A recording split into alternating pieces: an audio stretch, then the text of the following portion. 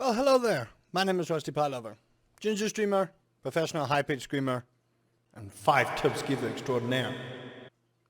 Now this one is going to be a little bit different, because this game has not come out yet. However, it's a pretty old game. For those that don't know, Pharaoh: A New Era was announced earlier this year, or even last year if I remember correctly. The date will be somewhere, I think, in the description. And I'm very excited because I have spent countless amounts of hours in Pharaoh and many city builders. And now I think it's time to give you a couple of tips on what you need to do to make sure that your city runs. So, you got yourself Pharaoh and Cleopatra, did ya? And now you're brand new and you're kinda doing the tutorial mission, but you still have no clue what you're doing. Well, here are 5 tips to help you please the gods of Egypt. Number 1, plan roads. So the nice thing about city builders is that you can decide how you want to build your places, how you want your market to work, how you want the place to look. But a key thing that a lot of new players don't understand about these kinds of games is planning your roads and where your NPCs walk is actually very, very, very ideal. Because not only is it going to be needed for when your NPCs need food, water, and all those other luxurious things to upgrade the houses, it's also going to help mitigate a couple of places where if you want key NPCs to go through your houses to ensure they don't burn down, have architectural damage, or crime, those kind of things, you're going to want to make sure you place these roads in a manner that everything is more ideal. Now this does take some practice and the AI doesn't always work correctly, but if you plan your route out in a way that'll help you mitigate a lot of the admin you have to do, it's going to be a good time for you.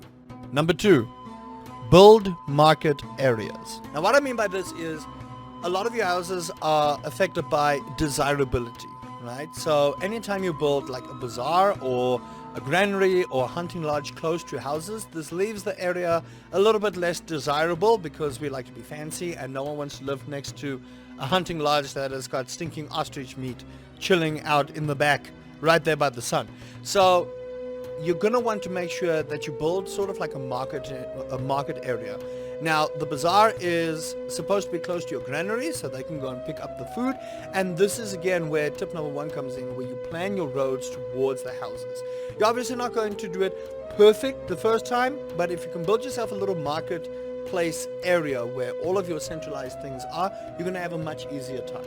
Number 3, hold festivals. Now what a lot of new players do is they get through the first couple of missions and then they get to the gods of Egypt. And now the gods of Egypt like to be praised, like to be worshipped, but that's not enough. And eventually what happens is if you leave the gods alone for a while without holding any type of festival, they are starting to get upset and they will unleash the plagues of Egypt on you, especially Bast. Bast likes to plague your houses. So make sure that you hold festivals regularly. Now, festivals do get expensive, so be reminded that you do need the capital to hold these as you can, and I would honestly say use the lavish festivals, not the common festivals. Use the lavish ones because that does please the god quite a bit and it makes the time in between a little bit more long, and this is also going to depend on the level of difficulty that you put it on. So hold festivals regularly and you won't have an issue.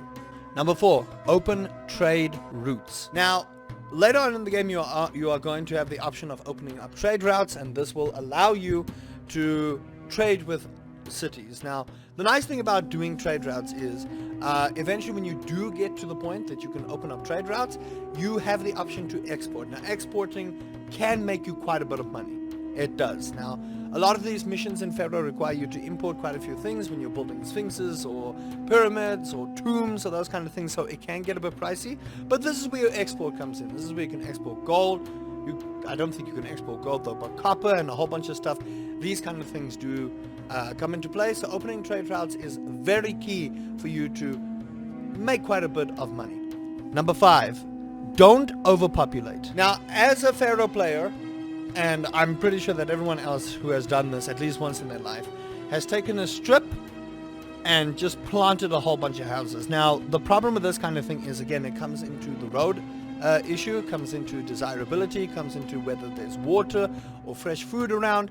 And eventually you are going to have an issue where you have some houses that are less upgraded and then affect the desirability, and you're also going to have too many people and too few jobs, and then eventually you're going to make yourself more jobs, but the jobs are going to be too far away for the people, and it's going to be a whole mess.